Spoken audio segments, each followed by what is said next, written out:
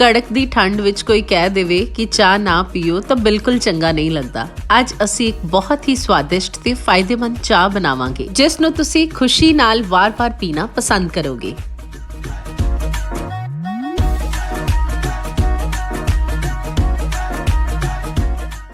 ਸਤਿ ਸ਼੍ਰੀ ਅਕਾਲ ਜੀ, ਮੈਂ ਹਾਂ ਡਾਕਟਰ ਗਗਨਪ੍ਰੀਤ ਕੌਰ ਤੇ ਤੁਸੀਂ ਵੇਖ ਰਹੇ ਹੋ ਪੰਜਾਬੀ ਆਯੁਰਵੈਦਿਕ ਰਸੋਈ। ਅੱਜ ਅਸੀਂ ਇੱਕ ਬਹੁਤ ਹੀ ਸਵਾਦਿਸ਼ਟ ਚਾਹ ਮਸਾਲਾ ਤਿਆਰ ਕਰਾਂਗੇ। ਇਸ ਦੇ ਨਾਲ ਅਸੀਂ ਚਾਹ ਵੀ ਬਹੁਤ ਸਵਾਦ ਬਣਾ ਸਕਾਂਗੇ ਤੇ ਨਾਲ-ਨਾਲ ਸਰਦੀ ਦੀ ਹਰ ਬਿਮਾਰੀ ਤੋਂ ਆਪਣੇ ਆਪ ਨੂੰ ਬਚਾ ਸਕਾਂਗੇ। ਆਓ ਰੈਸਿਪੀ ਦੀ ਸ਼ੁਰੂਆਤ ਕਰਦੇ ਹਾਂ।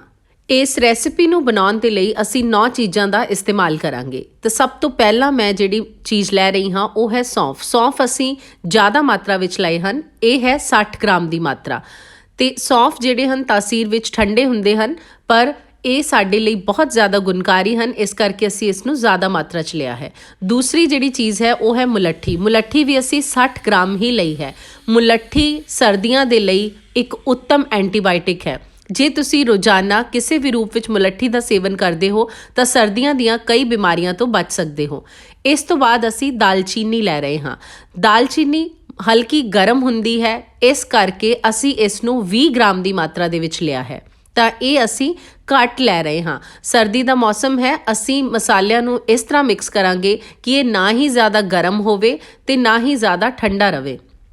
ਨਾਲ ਹੀ ਅਸੀਂ ਇਸ ਦੇ ਵਿੱਚ ਸੁੰਡ ਪਾ ਦਿਆਂਗੇ। ਸੁੰਡ ਜੇ ਤੁਸੀਂ ਨਹੀਂ ਪਾਉਣਾ ਚਾਹੁੰਦੇ ਤਾਂ ਤਾਜ਼ੀ ਅਦਰਕ ਦਾ ਇਸਤੇਮਾਲ ਵੀ ਰੋਜ਼ਾਨਾ ਕਰ ਸਕਦੇ ਹੋ। ਅਸੀਂ ਇੱਥੇ 20 ਗ੍ਰਾਮ ਹੀ ਸੁੰਡ ਲੈ ਰਹੇ ਹਾਂ। ਸੁੰਡ ਕਿਸੇ ਵੀ ਤਰ੍ਹਾਂ ਦੇ ਦਰਦ ਨੂੰ ਖਤਮ ਕਰਨ ਦੀ ਤਾਕਤ ਰੱਖਦੀ ਹੈ। ਇਸ ਦੇ ਨਾਲ ਹੀ ਅਸੀਂ ਪਿਪਲੀ ਦਾ ਇਸਤੇਮਾਲ ਕਰ ਰਹੇ ਹਾਂ। ਪਿਪਲੀ ਦਾ ਸਵਾਦ ਲਗਭਗ ਕਾਲੀ ਮਿਰਚ ਵਰਗਾ ਹੁੰਦਾ ਹੈ। ਇਸ ਦਾ ਨਾਮ ਵੀ ਲੌਂਗ ਪੈਪਰ ਹੈ। ਪੰਜਾਬੀ ਦੇ ਵਿੱਚ ਅਸੀਂ ਇਸ ਨੂੰ ਮਗਾਂ ਕਹਿ ਦਿੰਦੇ ਹਾਂ। ਇਹ ਗਰਮ ਹੁੰਦੀਆਂ ਹਨ, ਇਸ ਕਰਕੇ ਕੇਵਲ 10 ਗ੍ਰਾਮ ਹੀ ਲਈਆਂ ਹਨ। ਪਰ ਮਗਾਂ ਸਰੀਰ ਨੂੰ ਬਹੁਤ ਜ਼ਿਆਦਾ ਤਾਕਤ ਦੇਣ ਵਾਲੀਆਂ ਹੁੰਦੀਆਂ ਹਨ, ਨਾਲ ਹੀ ਸਾਡੀ ਅਗਨੀ ਨੂੰ ਵੀ ਠੀਕ ਕਰਦੀਆਂ ਹਨ। ਇਸ ਤੋਂ ਬਾਅਦ ਅਸੀਂ ਹਰੀ ਇਲਾਇਚੀ ਲੈ ਰਹੇ ਹਾਂ। ਹਰੀ ਇਲਾਇਚੀ ਮੈਂ ਇੱਥੇ 15 ਗ੍ਰਾਮ ਲਈ ਹੈ। ਜੇ ਤੁਹਾਨੂੰ ਜ਼ਿਆਦਾ ਸਵਾਦ ਲੱਗਦੀ ਹੈ ਤਾਂ ਤੁਸੀਂ ਜ਼ਿਆਦਾ ਵੀ ਲੈ ਸਕਦੇ ਹੋ। ਹਰੀ ਇਲਾਇਚੀ ਦੀ ਤਾਸੀਰ ਵੀ ਠੰਡੀ ਹੁੰਦੀ ਹੈ। ਇਸ ਤੋਂ ਬਾਅਦ ਅਗਲੀ ਚੀਜ਼ ਜਿਹੜੀ ਅਸੀਂ ਲੈ ਰਹੇ ਹਾਂ ਉਹ ਹੈ ਲੌਂਗ। ਲੌਂਗ ਅਸੀਂ 30 ਗ੍ਰਾਮ ਲਏ ਹਨ, ਯਾਨੀ ਕਿ ਸੌਂਫ ਤੋਂ ਅੱਧੇ ਲਏ ਹਨ।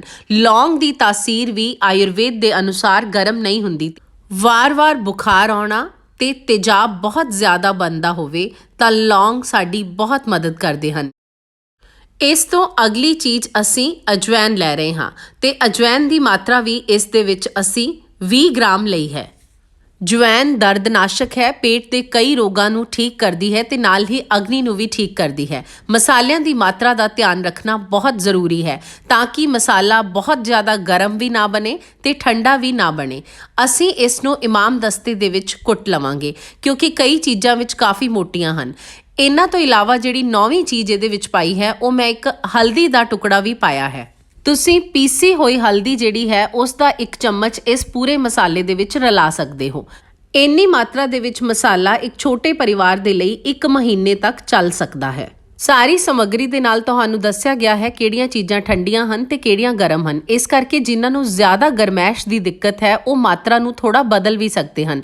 ਠੰਡੀਆਂ ਚੀਜ਼ਾਂ ਜ਼ਿਆਦਾ ਪਾ ਸਕਦੇ ਹਨ, ਗਰਮ ਚੀਜ਼ਾਂ ਥੋੜੀਆਂ ਪਾ ਸਕਦੇ ਹਨ, ਜਾਂ ਫਿਰ ਜਿਨ੍ਹਾਂ ਨੂੰ ਬਹੁਤ ਹੀ ਜ਼ਿਆਦਾ ਠੰਡ ਲੱਗਦੀ ਹੈ ਉਹ ਵੀ ਆਪਣੇ ਹਿਸਾਬ ਨਾਲ ਠੰਡੀਆਂ ਚੀਜ਼ਾਂ ਦੀ ਮਾਤਰਾ ਨੂੰ ਥੋੜਾ ਘਟਾ ਸਕਦੇ ਹਨ। ਇਹ ਯੁਕਤੀ ਲਗਾਉਣੀ ਬਹੁਤ ਜ਼ਰੂਰੀ ਹੁੰਦੀ ਹੈ ਕਿਉਂਕਿ ਆਪਣੇ ਸਰੀਰ ਨੂੰ ਅਸੀਂ ਖੁਦ ਪਹਿਚਾਨ ਸਕਦੇ ਹਾਂ, ਕੋਈ ਦੂਸਰਾ ਸਾਨੂੰ ਨਹੀਂ ਪਹਿਚਾਨ ਸਕਦਾ। ਅਸੀਂ ਹੁਣ ਇਸ ਨੂੰ ਮੋਟਾ ਜਿਹਾ ਕੁੱਟ ਲਿਆ ਹੈ। ਇਸ ਤੋਂ ਬਾਅਦ ਅਸੀਂ ਇਸ ਨੂੰ ਗ੍ਰਾਈਂਡਰ ਦੇ ਵਿੱਚ ਹੋਰ ਗ੍ਰਾਈਂਡ ਕਰ ਲਵਾਂਗੇ।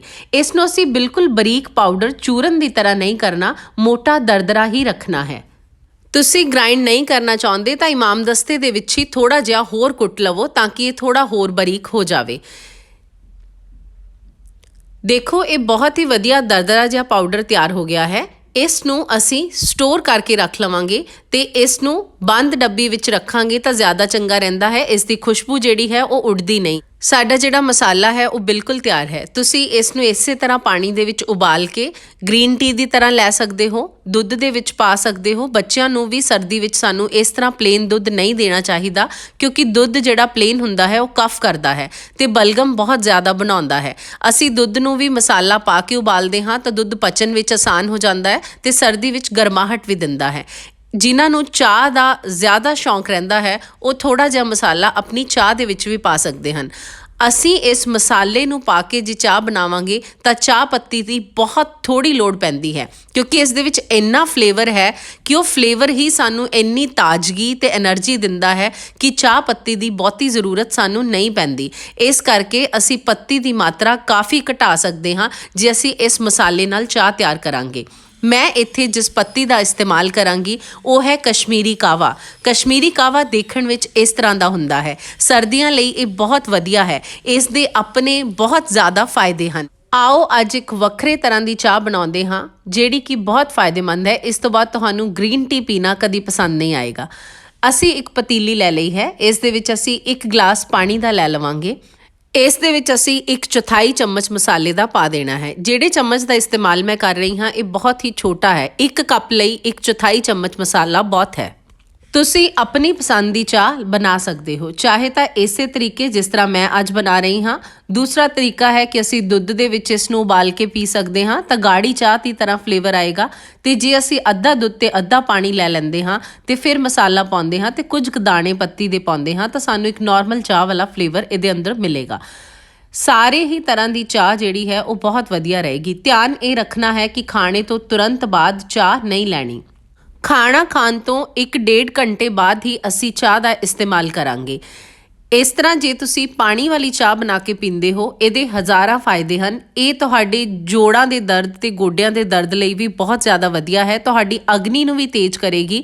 ਜੇ ਭੋਜਨ ਠੀਕ ਤਰ੍ਹਾਂ ਨਹੀਂ ਪਚਦਾ ਉਸ ਨੂੰ ਪਚਾਏਗੀ। ਜੇ ਭੁੱਖ ਠੀਕ ਤਰ੍ਹਾਂ ਨਹੀਂ ਲੱਗਦੀ ਤਾਂ ਭੁੱਖ ਵੀ ਬਹੁਤ ਵਧੀਆ ਤਰੀਕੇ ਨਾਲ ਲੱਗਣੀ ਸ਼ੁਰੂ ਹੋ ਜਾਏਗੀ। ਜਦੋਂ ਮੈਟਾਬੋਲਿਜ਼ਮ ਫਾਸਟ ਹੋਏਗਾ ਤਾਂ ਰੋਗ ਆਪਣੇ ਆਪ ਖਤਮ ਹੁੰਦੇ ਹਨ ਤੇ ਨਾਲ ਹੀ weight loss ਵੀ ਆਪਣੇ ਆਪ ਹੋਣਾ ਸ਼ੁਰੂ ਹੋ ਜਾਂਦਾ ਹੈ। ਮੈਟਾਬੋਲਿਜ਼ਮ ਠੀਕ ਹੋਏਗਾ, ਜਿਨ੍ਹਾਂ ਦਾ ਭਾਰ ਨਹੀਂ ਵੱਧਦਾ ਉਹਨਾਂ ਦਾ ਭਾਰ ਵਧਣਾ ਸ਼ੁਰੂ ਹੋ ਜਾਏਗਾ। ਲੋਕ ਪੁੱਛਦੇ ਹਨ ਕਿ weight loss ਲਈ ਕੀ ਖਾਈਏ, weight gain ਲਈ ਕੀ ਖਾਈਏ। ਡਾਈਟ ਇੱਕੋ ਹੀ ਹੁੰਦੀ ਹੈ। ਬਾਡੀ ਦਾ ਮੈਟਾਬੋਲਿਜ਼ਮ ਠੀਕ ਹੋਣਾ ਚਾਹੀਦਾ ਹੈ ਤਾਂ ਤੁਹਾਡੀ ਬਾਡੀ ਆਪਣੇ ਆਪ ਡਿਸਾਈਡ ਕਰੇਗੀ ਕਿ ਉਸਨੇ weight gain ਕਰਨਾ ਹੈ ਕਿ weight ਘਟਾਉਣਾ ਹੈ। ਕਿੰਨੀ ਮਾਤਰਾ ਵਿੱਚ ਲੈਣਾ ਹੈ ਇਹ ਸਾਡੀ ਭੁੱਖ ਤੈਅ ਕਰਦੀ ਹੈ। ਜਿੰਨੀ ਭੁੱਖ ਹੈ ਉਸ ਤੋਂ ਅੱਧੀ ਰੋਟੀ ਘੱਟ ਖਾਣੀ ਚਾਹੀਦੀ ਹੈ। ਅਸੀਂ ਮਸਾਲੇ ਨੂੰ ਚੰਗੀ ਤਰ੍ਹਾਂ ਇਸ ਦੇ ਵਿੱਚ ਉਬਾਲ ਲਿਆ ਹੈ ਤੇ ਹੁਣ ਅਸੀਂ ਅਖੀਰ ਤੇ ਕਸ਼ਮੀਰੀ ਕਾਵਾ ਪਾ ਦਿਆਂਗੇ। ਗੈਸ ਨੂੰ ਥੋੜਾ ਸਿਮ ਕਰ ਦੇਣਾ ਹੈ ਤੇ ਇਸ ਨੂੰ ਢੱਕ ਕੇ 1-2 ਮਿੰਟ ਲਈ ਹੀ ਪਕਾਉਣਾ ਹੈ। ਜਿਨ੍ਹਾਂ ਨੂੰ ਸਾਹ ਦੀ ਤਕਲੀਫ ਰਹਿੰਦੀ ਹੈ, ਖੰਘ ਜ਼ੁਕਾਮ ਸਾਈਨਸ ਬਹੁਤ ਜ਼ਿਆਦਾ ਰਹਿੰਦਾ ਹੈ, ਸਿਰ ਦਰਦ ਬਹੁਤ ਜ਼ਿਆਦਾ ਰਹਿੰਦਾ ਹੈ, ਉਹਨਾਂ ਲਈ ਵੀ ਇਹ ਚਾਹ ਬਹੁਤ ਫਾਇਦੇਮੰਦ ਹੈ। ਜਦੋਂ ਬੁਖਾਰ ਹੈ ਜਾਂ ਫਿਰ ਖੰਘ ਜ਼ੁਕਾਮ ਲੱਗਿਆ ਹੋਇਆ ਹੈ, ਵਾਇਰਲ ਫੀਵਰ ਹੈ ਤਾਂ ਤੁਸੀਂ ਇਸ ਦਾ ਇਸਤੇਮਾਲ ਕਾੜੇ ਦੀ ਤਰ੍ਹਾਂ ਵੀ ਕਰ ਸਕਦੇ ਹੋ। ਹੁਣ ਅਸੀਂ ਗੈਸ ਨੂੰ ਬੰਦ ਕਰ ਦੇਣਾ ਹੈ। ਚਾਹ ਜਿਹੜੀ ਹੈ ਸਾਡੀ ਉਹ ਬਿਲਕੁਲ ਤਿਆਰ ਹੈ। ਹੁਣ ਇਸ ਚਾਹ ਨੂੰ ਅਸੀਂ ਸਰਵ ਕਰਨਾ ਹੈ। ਇਸ ਨੂੰ ਸਰਵ ਕਰਨ ਦੇ ਲਈ ਮੈਂ ਗੁੜ ਲੈ ਰਹੀ ਹਾਂ। ਤੁਹਾਨੂੰ ਯਾਦ ਹੋਏਗਾ ਕਿ ਪਿਛਲੀ ਵੀਡੀਓ ਦੇ ਵਿੱਚ ਹੀ ਅਸੀਂ ਇਹ ਗੁੜ ਤਿਆਰ ਕੀਤਾ ਸੀ।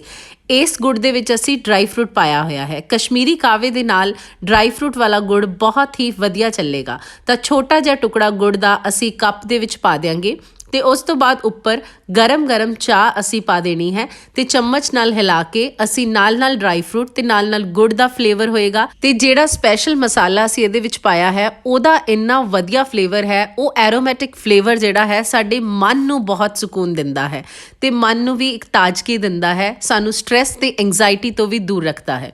ਜੇ ਤੁਸੀਂ ਇਸ ਦੇ ਵਿੱਚ ਦੁੱਧ ਪਾਣਾ ਚਾਹੁੰਦੇ ਹੋ ਤਾਂ ਥੋੜਾ ਪਾ ਸਕਦੇ ਹੋ, ਪਰ ਦੁੱਧ ਵਾਲੀ ਚਾਹ ਨੂੰ ਹਮੇਸ਼ਾ ਭੁੱਖ ਲੱਗਣ ਤੇ ਹੀ ਪੀਓ ਕਿਉਂਕਿ ਉਹ ਫਿਰ ਥੋੜੀ ਹੈਵੀ ਹੋ ਜਾਂਦੀ ਹੈ।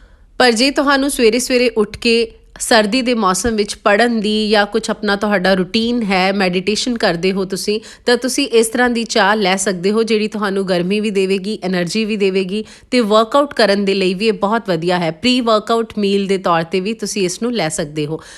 ਇਹ ਸੀ ਸਾਡਾ ਅੱਜ ਦਾ ਵੀਡੀਓ। ਤੁਹਾਨੂੰ ਕਿਸ ਤਰ੍ਹਾਂ ਦਾ ਲੱਗਿਆ ਮੈਨੂੰ ਜ਼ਰੂਰ ਦੱਸਣਾ। ਮੈਂ ਫਿਰ ਮਿਲਾਂਗੀ ਕਿਸੇ ਹੋਰ ਨਵੀਂ ਜਾਣਕਾਰੀ ਦੇ ਨਾਲ। ਤਦ ਤੱਕ ਲਈ ਸਤਿ ਸ਼੍ਰੀ ਅਕਾਲ।